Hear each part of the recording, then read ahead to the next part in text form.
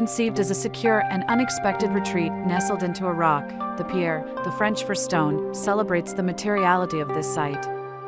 From certain angles, the house, with its rough materials, encompassing stone, green roof and surrounding foliage, almost disappears into nature.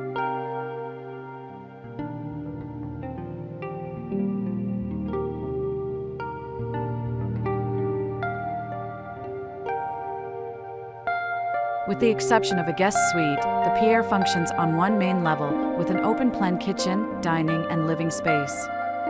A large pivoting steel and glass door opens for access to an outdoor terrace. To set the house deep into the site, portions of the rock outcropping were excavated through machine work and handwork. The contractor used large drills to set the outline of the building, then used dynamite, hydraulic chippers, a selection of wire saws and other hand tools, working with finer and finer implements as construction progressed. Excavated rock was reused as crushed aggregate in the concrete flooring. Excavation marks were left exposed on all the stonework, a reminder of the building process.